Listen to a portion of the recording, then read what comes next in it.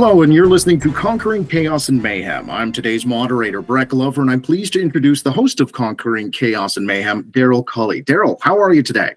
I'm doing awesome. How are you, Brett? I'm fantastic. Thank you. We've got an impressive guest lined up today, Darryl, an instructor at Mount Royal University, crime analyst for the Calgary Police Service as well. Let's welcome to the show, Tracey Lowey. Tracey, welcome. Thank you.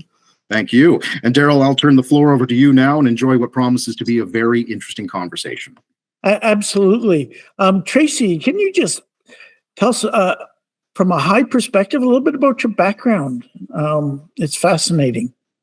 Sure. So I'm a crime and intelligence analysis for the Calgary Police Alberta Law Enforcement Response Team. I started 25 years ago, just had my anniversary this year, and I have a degree in psychology and a master's in criminal justice, and I've worked in many different areas within the police. I've worked with young offenders, drugs, organized crime, homicide, and now I'm in human trafficking. And I'm working on that side of law enforcement. And also I'm an instructor at Mount Royal University. And I've been in the criminal justice department for about 23 years. Tracey's obviously being humble because it's more than just Mount Royal. There's another university where she's the coordinator of the criminal justice program as well. And she's a professional coach.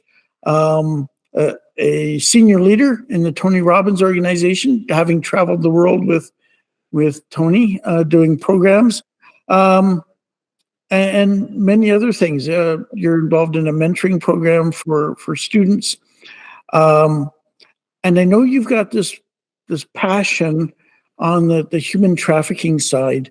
What about the human trafficking has touched you and made it so important to you? You know, it's interesting, Darryl, because I spent most of my career in organized crime and gang and homicide. So it was a very different side of law enforcement because this side now is the victim side of it, and it's and live victims. So for me, what it was is that human trafficking is so underrated and not talked about, and people still don't believe that it is as awful and as present in every city as it is. And so for me to get involved in this, I'm working with nonprofits, I'm working with different agencies because we need to keep talking about this. Because for me, it's one victim that we can take out and get away from the pimp is worth it. One person that we can do it. Because it is a struggle trying to get these victims to stay out, because unless we offer every single one of their basic needs to be met, they're going to go back. Because they don't have anything. They have low self-esteem. They've been sexually abused. They have no support. Yet this pimp has come in, groomed them, says he's their boyfriend, and then within 6 weeks, he has them sleeping with all his friends. They're getting no money. He's getting everything. But this is still better than where they came from, which is just horrific to me, that this is how their life was. So I'm really passionate about getting them out of this lifestyle, getting them into programs where they can deal with their addictions. They can get a life of their own and get back into the world so they can move away from this, because this is all they've ever known. Well, one of the shocking things that you've just mentioned is that it's in every community. And I never thought of human trafficking as being in the small city that I'm in, until you started to make me aware of how it's such a hidden and yet prevalent, I'm going to say crime, because it is a crime, but it's worse than a crime because it is actual slavery, right? And it really is. It's modern day slavery. And what we're finding is that it's hidden because it's still uncomfortable. People don't like to talk about it, right?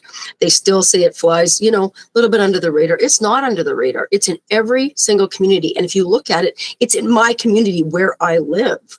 Like, that's how prevalent it is.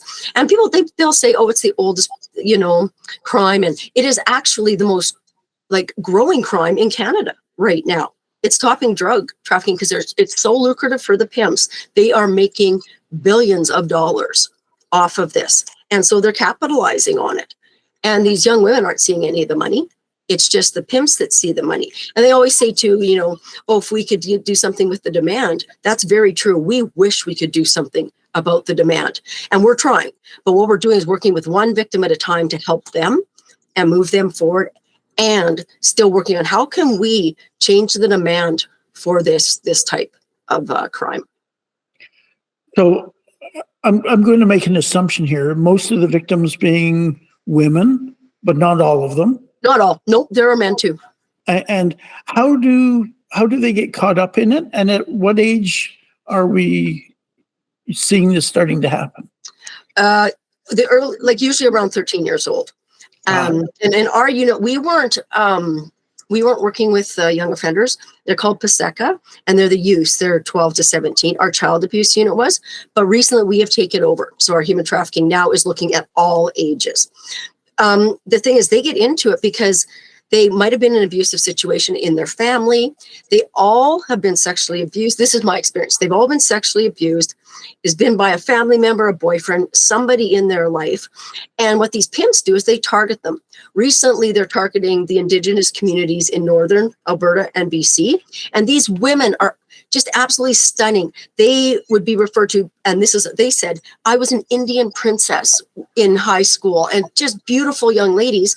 This guy jumps in, this pimp gives them everything that they've never had in their life, asks them about themselves, pretends to care about them, every single thing for about 6 weeks. And then it starts changing. You owe me. Now you need to do this. And he knows every single thing about them because they trusted him. They really thought this was it. He said, I'm going to give you a new life. We're going to move to a new city. You're going to make lots of money. It's going to be the life you want. And then they're into sex trafficking. I'm shocked. I don't know what else to say. Where do you start with reaching out to these young people to help them avoid getting involved in something like this? And how do they recognize that it's trafficking and not a relationship? What we're doing now is we're in the schools. So one of our investigators is guest lecturing at a lot of the schools here in Calgary. We're working with a nonprofit called Not in My City. They're doing educational programs. Their website and their mandate was mostly education and prevention for the last few years. Now they're moving more towards helping the frontline officers, the victims that need help, addictions, all of that. And what we're trying to do is get it out there. Because one of the things that we've been noticing, a trend, is that the pimps are targeting young boys in schools and will pay them to get their young friends, the girls, to come and work for him.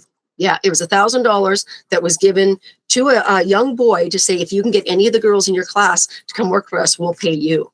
So that's a trend that we are trying to stop by getting the information out there and talking about it. And also in grade 12, they're creating a course. So in grade 12, you get credit for it, and first year university as well. So we're making it at that age group, but I still think that we can be doing it younger. We need to let them know and let the teachers know what to look for. Let the kids know in the classroom what to look for. If your friend all of a sudden has really nice clothes, lots of money, they're not acting the same way, they're not around, you don't know what's going on, you think it's different or weird behavior, tell somebody. And it's not being a tattletale. It's not being a whistleblower. It's helping this person, because once they get wrapped up in it, it is really hard to get them out.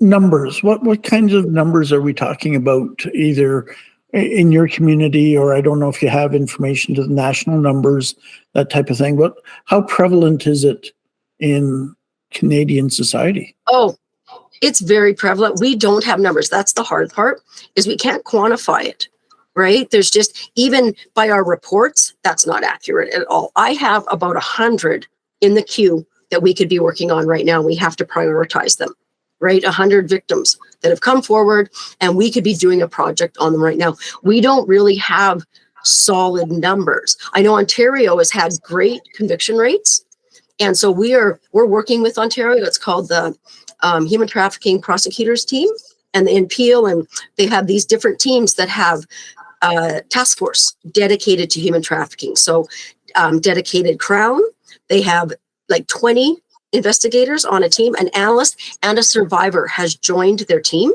And so that with that mentality, they are having great success. So we are working with Ontario to see how can we move our investigations from charges to convictions. One thing kind of stood out in your first introduction, and in the past your victims were dead. When you're working in homicide, that sort of thing. Here you've got young people, young women who have been traumatized. They've been forced, they've been raped, they've been put up for sale, literally. To be able to reach one of those must feel, the reward of success must be, well, how does it feel? And it's not to downplay homicide victims at all. It's just different. I found it for me. I have a process that I do as a crime analyst in homicide, and it was just different. It was just as important. What I find with this, it feels absolutely amazing when we can get a victim to talk to us. We have a social worker. Her name's Brenna, and she's our safety network coordinator. We have one in Calgary and one in Edmonton, and they have been unbelievable value for each team, because what they do is when we get information like a Crime Stoppers tip or somebody from the street, the police gives us information saying maybe you want to take a look at this, Bryn will go meet with them. So there's kind of that soft approach first. How are you? Do you want our help? What's going on? Then they'll introduce the police. So what it's doing is a lot of these girls and these victims have had terrible experiences with the police, right? So they're terrified of the police. It hasn't worked before. They've been disappointed. Having the social worker go in, Bryn, has been unbelievably successful for us in that. It feels amazing. Like it really does. When you can see, like we have a success story right now, and every time we hear that she's still doing well and she's wanting to create a life of her own and she's taking classes and all that, it just makes you so, all of us so happy that even with one girl, we've even been able to help her move out of this life, because it is a horrific life. And a lot just go back because they don't have anything else. They have no support. So they just feel like they can't do it on their own. When I first heard of the human trafficking, human slavery, and we tend to think slavery is no longer, but it's certainly there, alive and well. I always thought of it as an international problem, and you hear about places like Thailand and India and that sort of thing, and you and I both had conversation with a young woman from India who was involved and rescued, and her story. I never envisioned it, never thought of it as being an issue here in Canada. So you mentioned how the warning signs, for example, that you talk to friends and family about, watch for these things. For the general public, for those of us on the outside who are not involved in that world, what are the types of things that we can be watching out for, or how can we contribute? So just to speak to the international, there's a whole international component of this. And that's what most people think, because that's what the movies are based on. Right? They were captured off a street. They went missing. They've been in, a brothel tied to a bed. Yes, that happens. Absolutely it does. But that's not what we're talking about. Our victims are groomed by the pimps. It is manipulative. It is planned. And what they do is then at 6 weeks, they will be with other girls. They will be in an Airbnb or a hotel. They're had their hair done, their nails done. These girls are beautifully well taken care of, but they have absolutely no control over their money, and they do not consent. So that's the difference between, this is what makes it exploitation, is they're not getting their money. If you want to sell yourself and you want to do this for a living, you can do that. The thing is, the difference is with our girls, there's no consent here and they have no control over anything. That's what makes it exploitation. So what's different now is that the type that we're talking about is different. They weren't captured off the street. They're in a hotel room. They could leave if they want, but they can't because they're traumatically bonded to this pimp because of the role the pimp played in the first place. Yeah. And as for the general public, I think what it is we need to keep talking about it. We are trying to get posters up, like at Mount Royal University where I teach, posters up in the washrooms for the girls to say, if you are being trafficked, if you have any questions, to have phone numbers. Just keep talking about it. The nonprofits here in Calgary, I know, are doing a fantastic job. They're getting the information out so the public sees it, right? And talking about it. And also, if you notice that your son or daughter or anybody has new clothes or money or things like this, or they're acting differently, or they're not home, they're gone, you don't know where they are, and they're acting suspiciously, or on their phone, you check it, because they will give them the phone, right? And they'll see who they're talking to. That's one of the best pieces of information I have.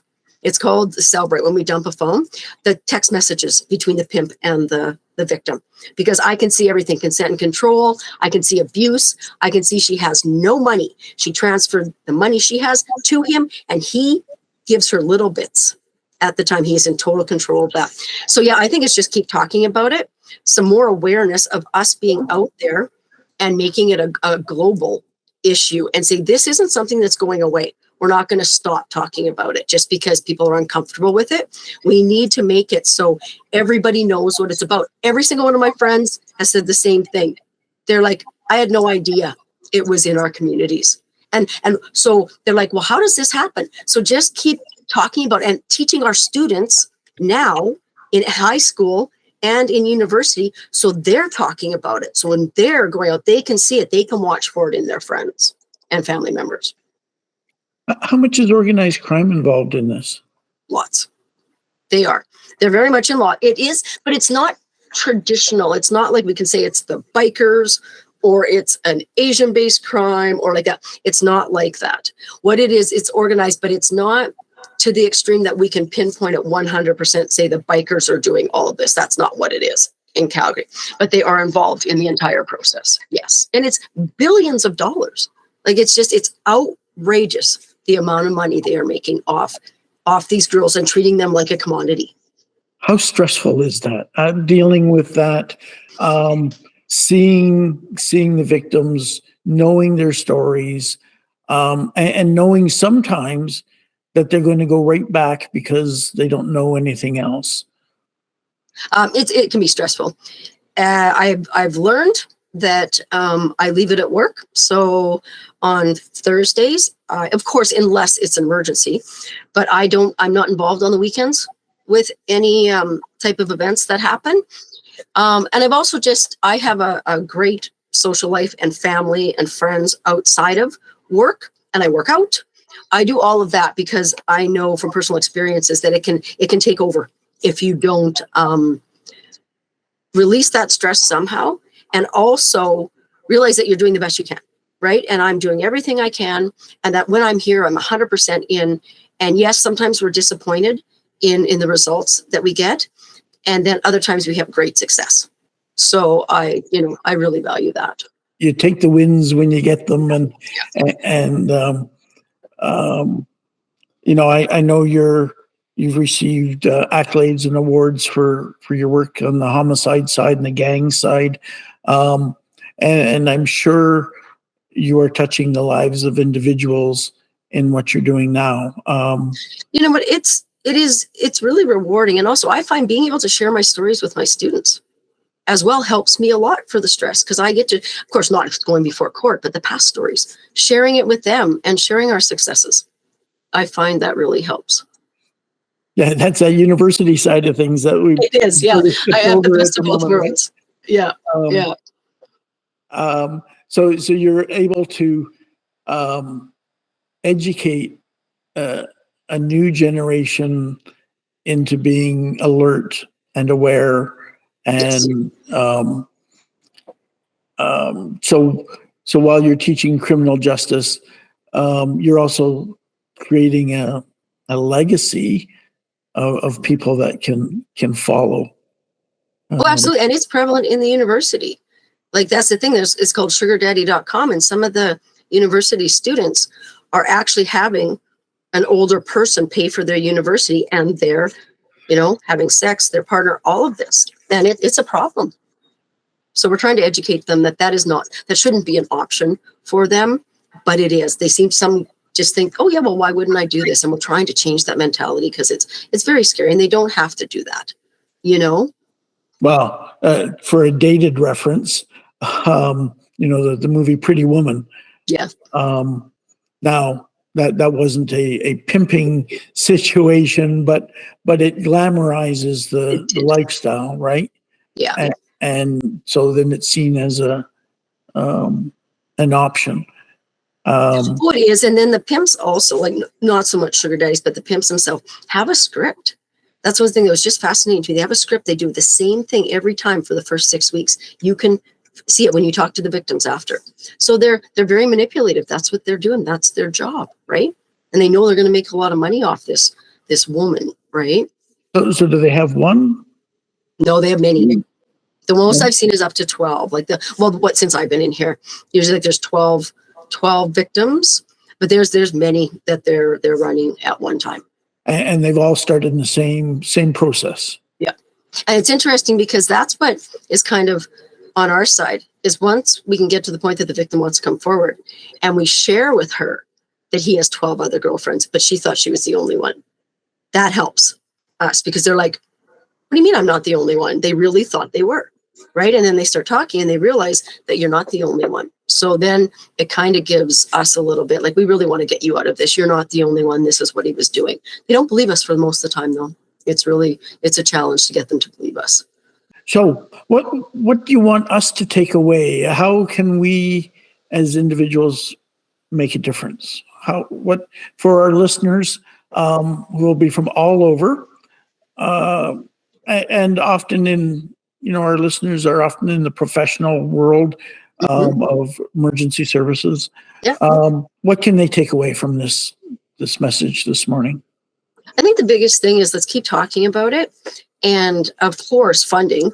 That's one thing. We were given $20.3 million to Not My City, and that is fabulous because they're going to be able to do that. So funding, keep talking about it and make it so it's not so uncomfortable in families to talk about it. Because then if you normalize it, and I mean normalize it, is that we can talk about it and not everybody shut down and be scared of it. And talk to their kids about it and say, if you see anything like this, please let me know or let your teacher know. I think that's where we need to start. That's where just as a population, we can start talking about it and say, we're not going to accept this anymore. This isn't something that's okay. We have to do something about it. And we're going to do everything we can to make sure that these victims are okay. Thank you for your passion and thank you for your service. Thank you. You're making a difference and you have in the past.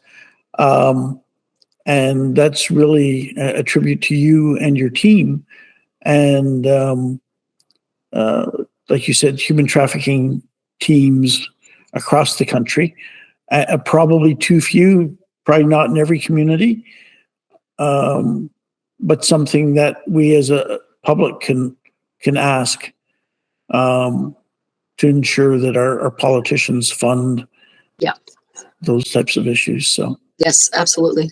Well, thank you, Tracey. So glad to have you join us today. Oh, very, very happy to be here. Look forward to hearing about some more successes coming. And I'd like to thank you as well. Insightful. I know these are difficult subjects to talk about, but we really appreciate your candor in this. We appreciate you sharing your story. So on behalf of Darryl, again, I would like to thank you for joining us on Conquering Chaos and Mayhem today. Okay, thanks. Not a problem. And for Conquering Chaos and Mayhem, I am Brett Glover, and thank you all for listening.